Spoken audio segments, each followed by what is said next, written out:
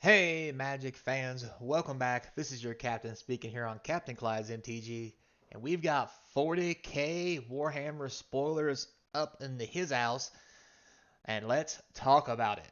So, don't forget we're trying to get to 1,000 subscribers, so sub up as we get started.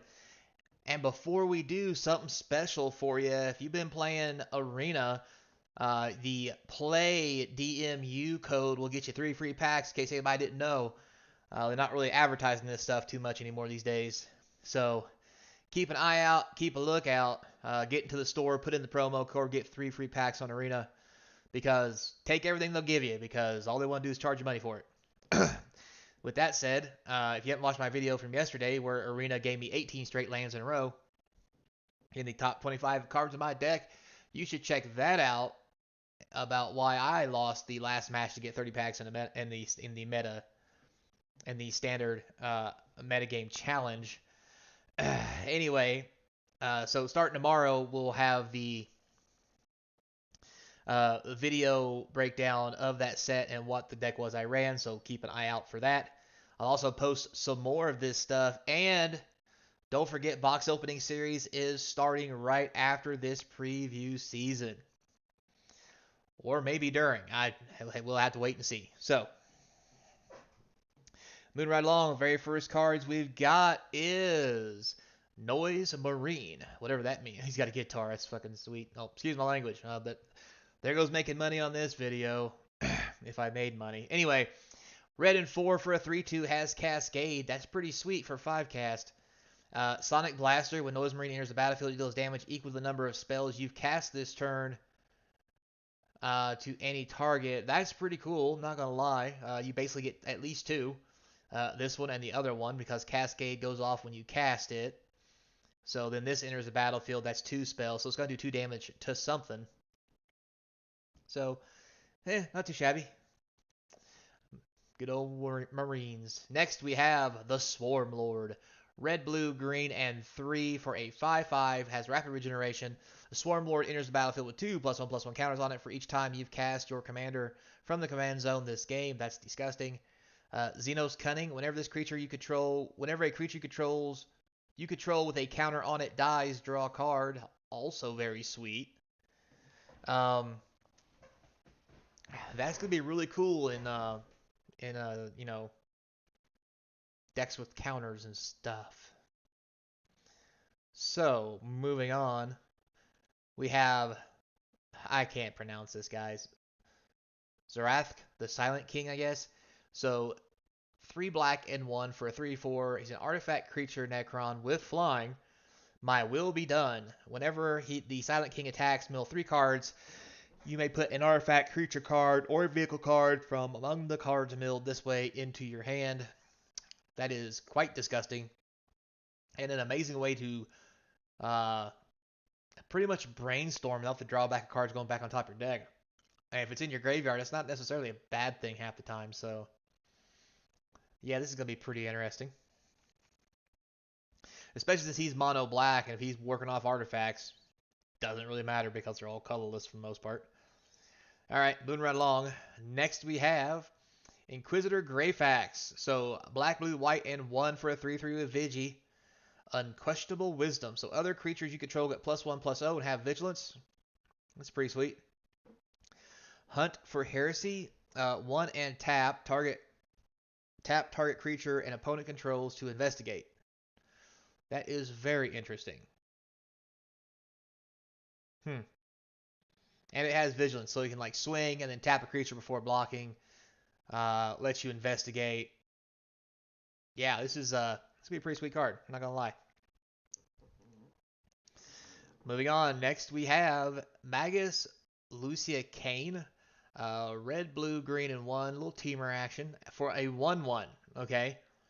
It's a Traned Wizard. Spiritual Leader. At the beginning of combat on your turn, play +1/+1 counter on target creature. Okay, so it can technically get bigger. Psychic Stimulus. Tap, add 2 colorless. When you next cast a spell with X and its mana cost, or activate an ability with X and its mana cost this turn, copy that spell or ability. You may choose new targets for the copy. I mean, in Commander, this would be a lot of shenanigans going on, but that's really going to be about it. It's easy to kill. I don't know. I mean, if this is your jam, then this is your jam, but do what you will. All right, next we have Immo the Stormlord. So 2 black and 2. Oh, Artifact Necron. So there you go. Put this in the graveyard, pick it back up. 3/3 for 4. Pharaon. Whenever one or more artifact cards leave the graveyard, create 2/2/2 black Necron warrior artifact creature tokens. That's a disgusting combo with the other commander. The Grand Strategist.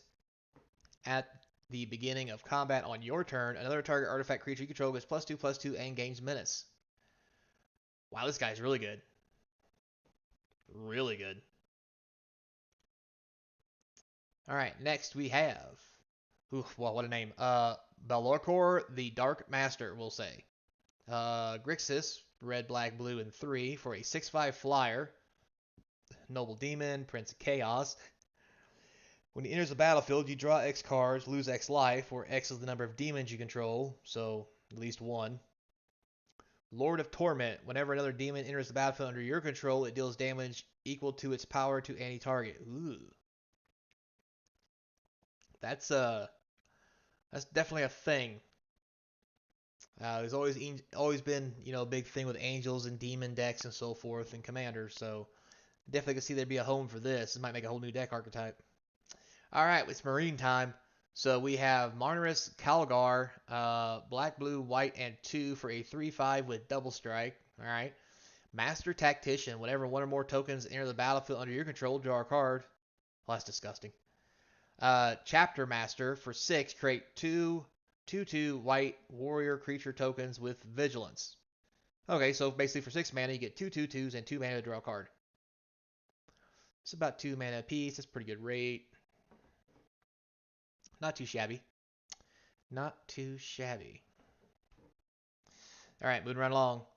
Next we have Old One Eye. This is not the One Eye I was thinking of. But anyway, green and 5 for a 6/6 with trample. 6 for 6/6. Other creatures you control have trample. Yeah, whatever.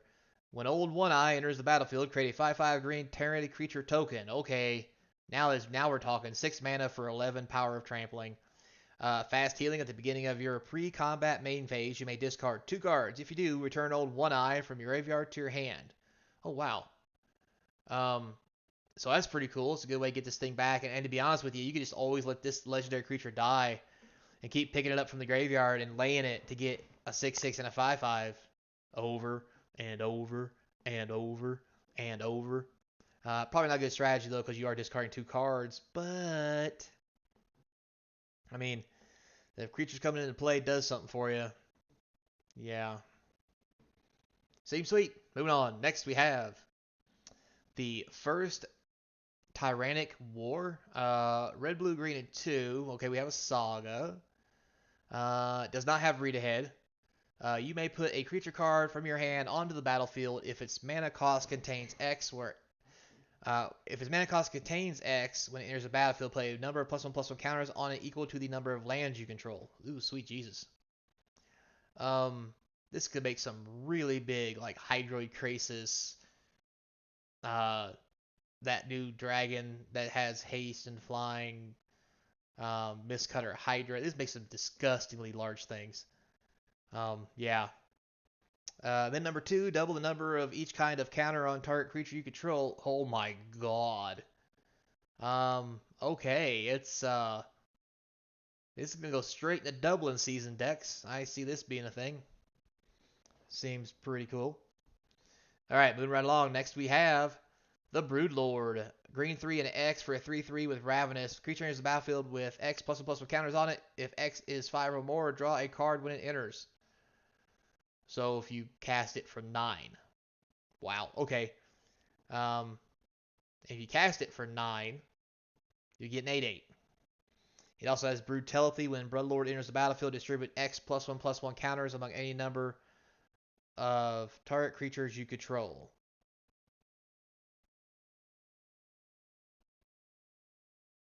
Okay, so it gets, if I'm reading this right, it says this creature enters the battlefield with X +1/+1 counters on it. If X is 5 or more, you draw a card.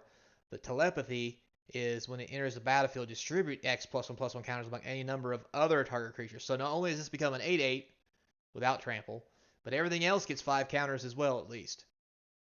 So, alright, so that's a lot better. Alright, next we have Death Leaper Terror Weapon. Okay, what a name. Green, red, and 2 for a 3/3 with flash and haste. Because why not? Flesh hooks. Creatures you control that enter the battlefield this turn have double strike. That is disgusting. Yeah. This thing, yeah. Alright, this is definitely a ambush viper. To the 10th degree. Anyway, moving on. Oh, looks like the old hooker is it. Wait a minute. I mean, flesh hook. The Death Leaper. The Death Leaper is it. So that's all of them for the day, guys. Thanks a lot for watching. I appreciate your time. Stick around tomorrow to see the new mono black deck I've made. Which is pretty much everybody's running some version of in standard because, yeah, way too many good black cards. Also, we're going to start up the box opening series with draft boosters. Run through them as quick and fast as we can. Don't forget to tune in for that. We can give you a box breakdown, box by box, and at the end of it, we can go through what they're really worth and is it worth cracking a box, cracking a case, or buying singles. You decide. But I'll tell you what I figure out after the series. So as always, guys, don't forget, like, subscribe, hit that notification bell. Comments down below is going to feed that YouTube algorithm. Thank you guys for subscribing. We're trying to get to 1,000. If you haven't subbed up yet, click that little button. It doesn't mean much to you, but it means a lot to me and the channel. And if you're already subscribed and supporting the channel, thank you very much, especially from the repeat buyers who go the extra mile by checking the description and going to my eBay store to buy cards to help support the channel. Don't forget, guys, there's also a Patreon link. You can feel free to go in there and sub up to Patreon. I'm giving away free prizes and stuff every month for those guys, depending on your cash level that you donate. Also, there's an email in there. If you just want to reach out, say hey, and see what's going on. Don't forget Beals and Grimm's Secret Layers coming out. I'll be doing an unboxing for that. And one lucky individual on the channel is going to get to buy that box opening that I break, that I will put back together nice and neat, send to them, and they're going to get it at one heck of a deal. Because why? They're the only person that said hey in the emails. So, you do you. So until next time, guys, don't forget, be kind. And as always, I hope to see you across from the game table.